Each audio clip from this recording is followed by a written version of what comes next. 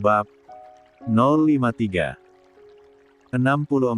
Kisah Widuri dan Biantara Perkasa sudah selesai. Mereka pernah dikhianati, walaupun di waktu yang berbeda, tapi mereka dipertemukan di waktu yang sangat tepat. Bian menemukan Widuri di saat Widuri sedang terluka hati dan jiwanya. Sementara Widuri menemukan Bian di saat Bian telah siap untuk merajut kembali sebuah pernikahan walau awalnya masih ada di ambang keraguan. Mereka saling menyembuhkan luka dan mengarungi percintaan dalam penjajakan yang singkat, namun waktu begitu mudah meyakinkan mereka bahwa mereka memanglah sepasang kekasih sejati yang akan selalu hidup bersama dalam suka maupun duka. Bian pulang ke rumah. Dia pulang agak terlambat karena ada pertemuan penting dengan beberapa relasi bisnis dari luar negeri. Bian pulang membawa dua kejutan kecil untuk kedua wanita yang sedang menunggunya pulang. Ada satu buket bunga berukuran besar dan juga buket bunga berukuran kecil, jenis bunga sampai pita yang menjadi penghiasnya sama persis, tak ada beda. Hanya berbeda ukuran saja. Sudah bisa dipastikan kalau dua buket dengan ukuran berbeda itu adalah untuk anak dan istrinya. Hai, ladies. Apa kalian menunggu papa pulang? Bian menyapa saat Widuri yang sedang menggendong Dasa membukakan pintu utama rumah. Wajah bahagia Bian ada di antara dua buket bunga itu, dan kejutan seperti itu tak pernah gagal membuat Widuri merasa istimewa setiap harinya. Wah, dua buket. Buat kam nikah. Sambut Widuri dengan senyum yang rekah. Papa. Dasa begitu antusias. Dasa berceloteh menyambut Bian sambil menghentak-hentakan tangan dan kaki dengan lincah. Ya, this is for my queen and another one's for my little princess, ucap Bian lalu menyerahkan buket itu satu persatu untuk Widuri dan Dasa. Makasih banyak papa, we love you, ucap Widuri. Papa, ucap Dasa dan matanya berkata, terima kasih papa. Aku sayang papa, kepada Bian. I love you both, to know. Jawab Bian lalu mengecup pipi Widuri lalu pipi Dasa secara bergantian. Sini, apa kamu minta digendong seharian sama mama? Selanjutnya Bian mengambil alih baby Dasa dari gendongan Widuri sehingga Widuri bisa lebih leluasa menikmati bunganya. Enggak kok, malahan tadi pas mau tidur siang, Dinina boboin sama Abang Yas. 65. Bian senang sekali mendengarnya, kehidupan seperti inilah yang ia inginkan. Indah dipandang mata, sedap didengar telinga, semuanya benar-benar membuat hatinya merasa sangat bahagia. Yayai, ucap Dasa. Saat ini, yang paling sering diucapkan oleh baby Dasa memang hanya beberapa kosakata yang merupakan nama-nama orang di dalam rumah. Dan jika Farida datang, Dasa juga akan terus memanggil Farida dengan sebutan Nenen, begitulah. Abang Yasnya kemana? Apa dia ada di kamarnya? Tanya Bian lalu mengajak Widuri dan Dasa untuk duduk di ruang keluarga. Yas pergi tadi siang, katanya mau ketemu sama temen-temennya. Nah itu suara motornya udah kedengeran. Itu Abang Yas kan ya? Gruung-gruung, suara mesin motor Yas sasayup terdengar. Ya, bahkan Dasa bisa mengenali suara motor abangnya sendiri. Jadi kamu lebih senang papa yang pulang atau abang Yayammu yang pulang, Tanya Bian sambil menciumi pipi gembil Dasa. Terlihat jelas kalau Bian sangat gemas dengan anak bungsunya itu. Selang beberapa saat, Yasa datang dan langsung bergabung duduk di ruang keluarga yang luas itu. Yai!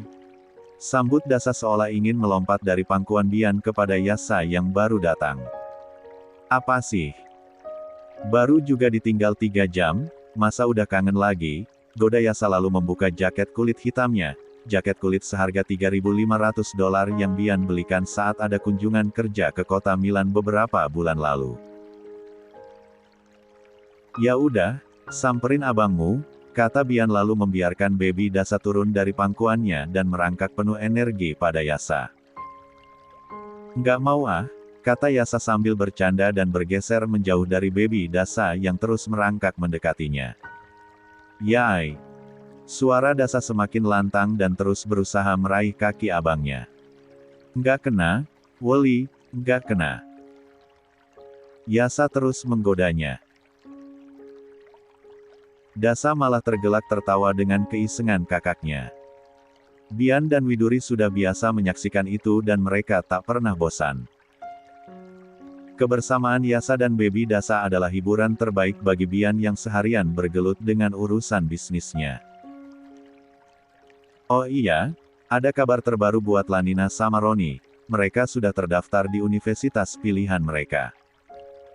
Pak Karim sudah mengurus semuanya, Lanina bebas dari tes reguler, lampiran nilai rapotnya semakin memudahkan jalannya untuk masuk ke universitas pilihannya, kata Bian membuka obrolan. Alhamdulillah, jadi Lanina udah mantap milih salah satu universitas di Bandung. Sahut Widuri. Iya. Berikut aku sudah mengurus tempat kosnya, Pak Karim juga mengatur uang makan dan uang jajannya, semoga dia bisa belajar dengan tenang dan lulus tanpa hambatan apapun, tambah Bian. 66. Widuri ikut senang mendengarnya. Bukan hanya biaya kuliah saja, bahkan Bian juga memikirkan biaya kos dan biaya sehari-hari Lanina selama berkuliah di Bandung. Amin, makasih ya Mas. Makasih buat apa, sayang? Yang aku bantukan Lanina, kok kamu yang bilang makasih? Makasih karena kamu udah menyelamatkan mimpi Lanina yang hampir kandas karena terkendala materi. Kamu udah mempermudah jalannya, insya Allah, Allah akan membalas semua kebaikan kamu dari pintu yang lain. Sejak ada kamu, sejak ada baby Dasa dan selama Yas ada bersamaku, dilengkapi dengan doa dari ibu dan ayah, hidupku rasanya nggak pernah menemukan kesulitan. Sudah pasti aku harus membaginya dengan orang-orang yang kurang beruntung, benar kan? Benar sekali, Mas. Kamu memang terbaik. Yasa agak tertegun. Sementara itu, baby Dasa sibuk berusaha duduk nyaman di samping kakaknya. Baby Dasa kesulitan mengangkat tubuh mungilnya untuk naik ke atas sofa. Good luck, Nin. Kamu pasti sukses di masa depan. Mungkin nanti kita bisa curi-curi waktu buat ngopi bareng. Moga aja, di saat kamu udah siap buat pacaran, pacar kamu adalah lelaki baik yang akan menjaga dan menghargai kamu, batin Yasa. Ada rasa berat di hati ketika membayangkan kalau mereka akan segera terhalang jarak ketika mereka mengenyam pendidikan di kota berbeda. Bahkan di negara berbeda juga. Terus Roni gimana, Mas? Tanya Widuri lagi. Alhamdulillah semua urusan administrasi Roni juga udah selesai diurus. Roni kuliah di Jakarta, karena katanya mau sambil bantu ibu bapaknya jualan. Gitu katanya. Alhamdulillah. Yasa masih agak melamun karena membayangkan akan segera terpisah jauh dari kawan-kawan. Yas. Lihat adikmu. Dia kesulitan, kamu malah diam aja. Tegur Bian saat melihat baby Dasa masih kesulitan mengangkat kaki gemoynya untuk naik ke atas sofa. Ups. Sorry. Sorry ya adek centil. Ilagian centil banget sih pengen deket-deket abang terus. Kata Yasa baru tersadar lalu segera membantu adiknya untuk duduk nyaman bersebelahan dengan dirinya. Baby Dasa tersenyum lebar memamerkan gusinya lalu memiringkan tubuhnya bersandar pada Yasa. Nempel terus, kata Yasa sewot, padahal dalam hati ia senang sekali. Puas-puasin aja, sayang. Bulan depan abang kamu akan terbang ke London, kamu akan kehilangan untuk waktu yang lama. Bian berujar. Tiba-tiba hati Yasa juga terasa agak berat, kenyataannya memang begitu. 1 atau 2 bulan lagi, Yasa akan segera terbang ke London untuk menjalankan studinya di salah satu universitas prestise di sana. Peran Bian memudahkan akses Yasa untuk masuk ke universitas itu, tapi Yasa pun berjanji akan menjalankan studinya dengan sebaik-baiknya. 67. Dasa bermanja pada Yasa, itu adalah hal biasa, tapi hal biasa itu sudah pasti akan sangat dirindukan oleh Yasa kelak. Yas mau kuliah di London gak bilang-bilang ke aku. Ish. Benar-benar keterlaluan. Gerutu Regita kesal. Regita kesal pada Bian. Regita merasa dibodohi, Regita tak diajak berunding soal kuliah Yasa. Pantaslah dia merasa sangat kesal dan marah. Saat Regita hendak menelpon Yasa, ada telepon yang lebih dulu masuk dari orang kepercayaan Emil. Terpaksa Regita harus mengangkat telepon itu. Ya, halo. Sapa Regita dengan angkuh. Halo, Bu. Pak Emil dilarikan ke rumah sakit, saat ini masih ada di dalam perjalanan. Kabar itu begitu to the point tanpa aba-aba. Seketika Regita kaget dan panik mendengarnya. Ada apa? Kenapa suami saya dibawa ke rumah sakit? Beliau jatuh di kamar mandi hotel, saat ditemukan sudah tak sadarkan diri.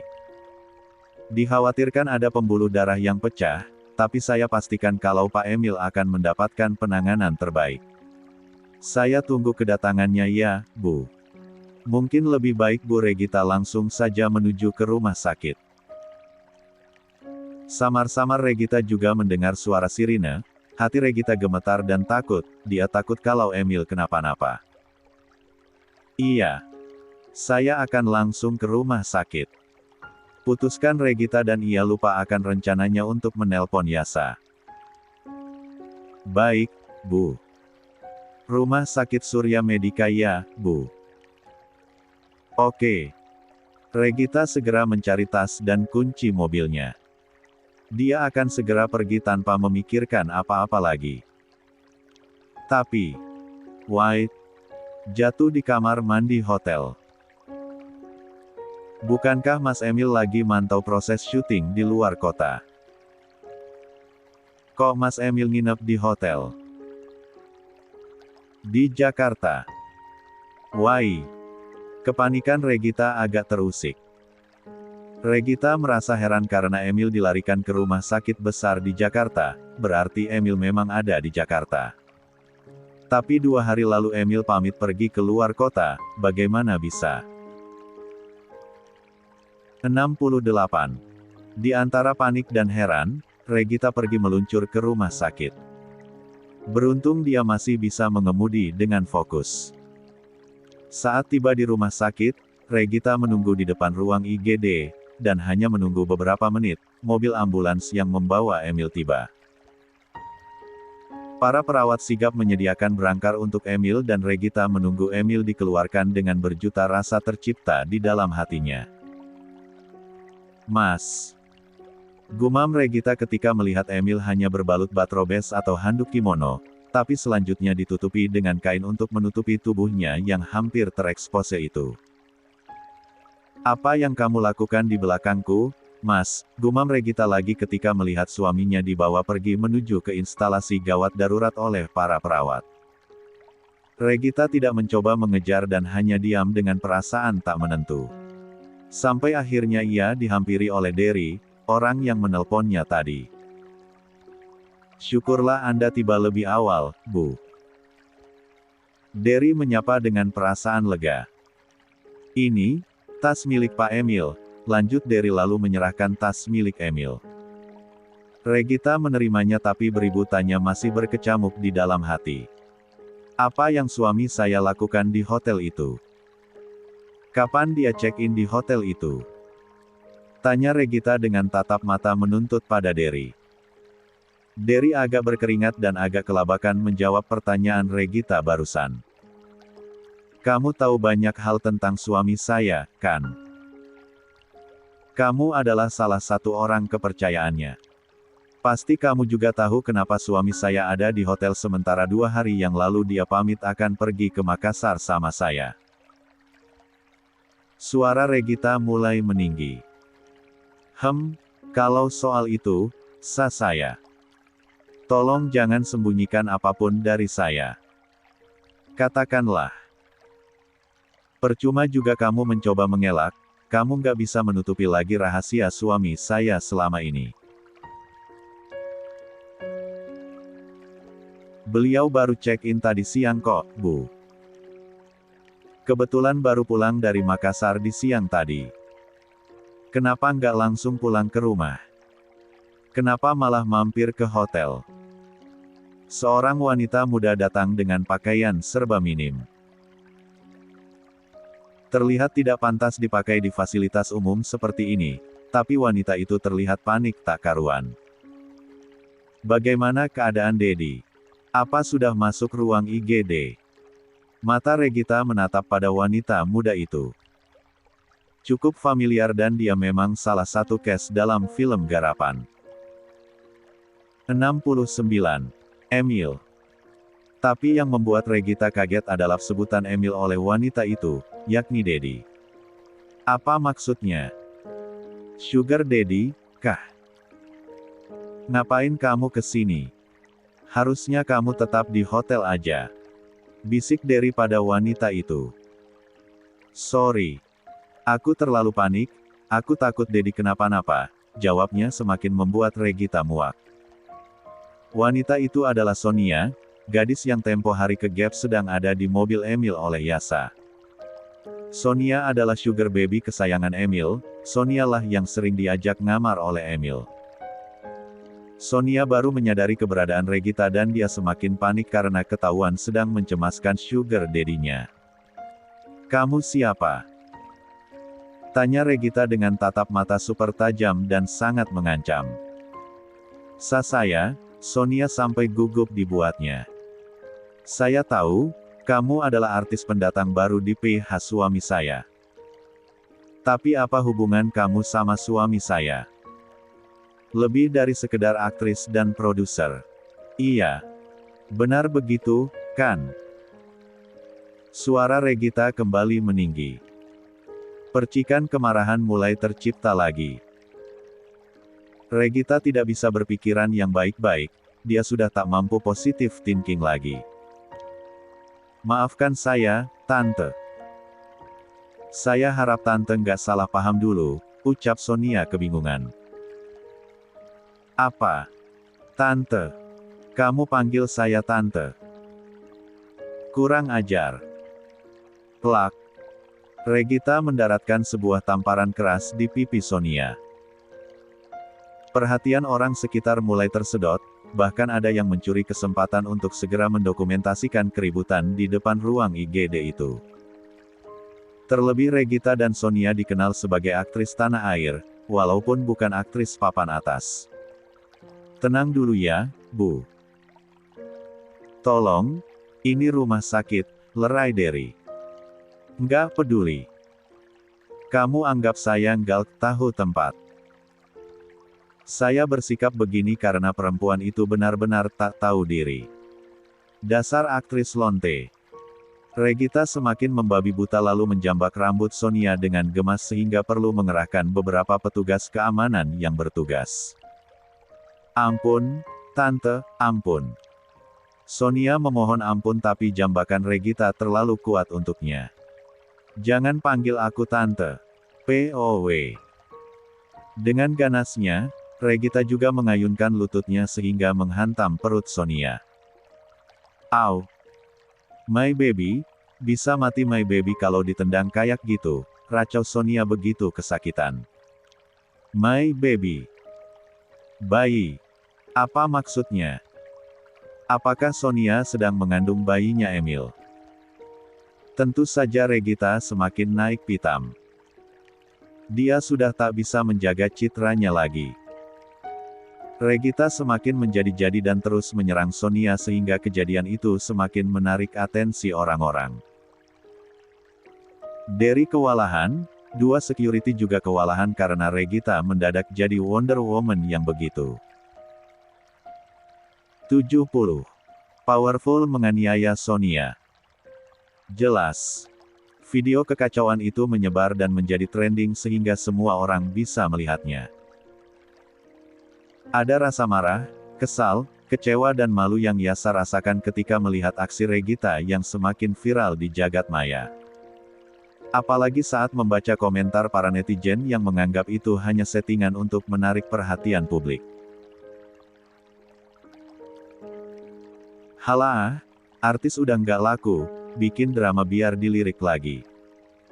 Tanda hubung. Viral jalur drama. Tanda hubung. Terkenal karena sensasi, bukan karena prestasi. Sederet komentar semakin mempengaruhi perasaan Yasa. Tapi Yasa masih sangat ingat kalau sosok wanita yang dianiaya oleh sang mama adalah wanita yang ia ketahui sebagai selingkuhan Emil. Tapi akhirnya mama tahu. Lihatlah, sekarang mama tahu kalau aku nggak membual soal kelakuan si tua bangka. Ucap Yasa kesal. Yasa jadi teringat lagi saat Regita lebih memilih percaya pada Emil daripada percaya pada dirinya. Yasa mematikan ponselnya lalu menyimpannya di atas nakas. Yasa tak ingin melihat video itu seliweran lagi setiap kali ia membuka beranda medsosnya. Yasa pun tidur dan yakin kalau mamanya akan merengek dan curhat kepada dirinya. Kak, apa Yas udah lihat video Mbak Regita semalam? Tanya Widuri pelan saat sudah siap di meja makan. Dia dan Bian sudah duduk menunggu sementara Yasa belum turun dari kamarnya. Dan Baby Dasa sudah duduk manis di kursinya, dia sudah mulai makan sendiri tanpa menunggu anggota keluarga yang lain. Pasti udah tahu, video memalukan itu trending di mana-mana. Jawab Bian santai, Bian tidak peduli dengan video itu, terlebih Bian tak peduli pada Regita. Pasti Yas sedih lihatnya, apalagi banyak isu bertebaran kalau Pak Emil jatuh di kamar mandi setelah selesai melakukan hubungan badan dengan aktris muda itu. Widuri terlihat sangat ngeri. Ada rasa takut kalau hal semacam itu akan mungkin terjadi pada dirinya, tapi Widuri sangat yakin kalau Bian tak akan mungkin berbuat seperti itu. Semoga Regita tidak menjadikan ini sebagai alasan untuk menghalangi rencana Yas ke London. 71. Mana mungkin, Mas. Mbak Regita pasti akan mendukung langkah Yasa, apalagi langkah di jalan yang baik, iya kan? Entahlah. Kadang pemikiran Regita tak akan sama dengan pemikiran kita, sayang. Non, maaf ganggu, ada tamu di depan. Mau ketemu sama Non Widuri, kata Nunung yang datang menghadap pada Widuri. Tamu buat saya. Siapa ya, Bi? Kurang tahu, Nunung juga belum pernah ketemu. Perempuan, pakai baju rapi kayak orang kantoran, terus katanya kenal sama Non Widuri, sama Pak Bian juga. Widuri menerawang dan berusaha menebak siapa orang yang Nunung maksud. Tapi siapa yang datang pagi hari seperti ini? Bibi nggak tanya siapa namanya. Tanya Widuri lagi masih agak meragu. Lupa, Non. Ya udah, saya ke depan ya, buat tanya siapa namanya. Nggak usah, Bi. Bian mengecek CCTV dari ponselnya dan dia melihat sosok Alia sedang berdiri menunggu di luar gerbang rumah, menunggu Nunung mempersilakannya masuk. Alia, dia yang datang sayang, ucap Bian dan menjawab teka-teki di benak Widuri. Alia. Serius, Mas? Ya, entah apa tujuan dia datang pagi-pagi dan mengganggu waktu sarapan kita. Bian terlihat kurang suka karena menganggap Alia datang di saat yang tidak tepat. Mau apa ya dia datang ke sini dan mencari aku, Mas? Widuri penasaran sekaligus meragu. Widuri takut kalau Alia akan merecoki hidupnya lagi. Jujur saja, aku juga penasaran kenapa dia datang ke sini untuk mencari kamu. Sebaiknya kamu mulai aja sarapannya, dan biar Nunung minta dia untuk menunggu di teras depan. Ya udah, Setujui Widuri. Persilakan masuk dan minta dia untuk menunggu di teras depan aja, Bi. Titah Bian pada Nunung. Siap, Pak. Nunung menyahut dengan penuh semangat lalu kembali untuk mengabarkan pada security untuk mempersilakan Alia masuk ke halaman rumah. Widuri semakin kepikiran. Tak lama Yasa datang dan bergabung di meja makan. Yasa terlihat muram dan tak banyak bicara, tapi dia menyempatkan diri menyapa baby Dasa yang duduk di meja khususnya dengan makanan yang sudah berantakan dia bejek-bejek sendiri. Widuri memang selalu membiarkan Dasa bereksplorasi dengan stimulasi sederhana yang menjadi rutinitas. 72. Sehari-hari. Kamu makan apa, Dek? Sapa Yasa, tetap hangat pada Dasa walaupun hatinya sedang tidak baik-baik saja. Dasa mengangkat sendoknya dan menyodorkannya pada Yasa. Memang selalu ada saja kelakuannya. Widuri dan Bian tidak membahas soal video viral Regita. Widuri dan Bian tahu kalau bahasan itu pasti akan membuat hari Yasa menjadi kelabu. Alia dipersilakan masuk dan Alia pun memasukkan lalu memarkir mobilnya di halaman rumah. Alia berdecak kagum dan tak menyangka kalau ia bisa menginjakkan kaki di area rumah Big Boss-nya. Kemudian Alia tersadar kalau wanita yang ia rebut suaminya adalah ratu di rumah ini. Ayah pun merasa kecil dan merasa tak berarti lagi. Sungguh beruntungnya dirimu, Widuri. Amalan apa yang kamu lakukan sehingga kamu mendapatkan keberuntungan bertubi-tubi seperti ini? Batin Alia benar-benar tak mampu berhenti berdecak. Silakan, ikut saya, Anda diminta menunggu di teras depan. Kebetulan Non Widuri masih sarapan bersama Pak Bian, kata Nunung cukup sopan terhadap Alia. Oke. Terima kasih ya. Sama-sama. Alia mengikuti Nunung dan tertib menunggu sampai Widuri selesai dengan sarapannya. Alia menunggu sambil tak berhenti berdecak mengagumi surga dunia tempat Widuri tinggal saat ini. Widuri sangat bahagia, sementara Alia sedang meratapi nasib buruknya. Kalau aku nggak pernah merebut si impoten dari kamu, apakah kamu akan tetap bertahan dengan dia, Widuri? Bahkan sekarang dia berbelok, menjadi lelaki yang tidak normal. Sekarang, akulah yang menderita, ratap Alia sambil menunggu. Alia menarik 2 lembar tisu dari tasnya lalu menyeka matanya yang terus rembes. Alia menunggu dengan sabar. Tapi belum jelas, apa tujuan Alia datang pagi ini. Setelah melewati masa kritisnya, Emil tersadar di pagi harinya. Emil tak mampu menggerakkan separuh tubuhnya. Tangan kanannya mati rasa dan mengalami disfungsi karena terjadi kerusakan dalam jaringan otak. Wajah Emil juga menjadi kaku dan ada otot wajah yang tertarik dan tak bisa kembali ke kondisi semula. 73. Berbagai faktor menyebabkan Emil mengalami stroke seperti sekarang ini. Salah satunya karena tekanan darah tinggi dan konsumsi obat penambah stamina yang terlalu berlebihan.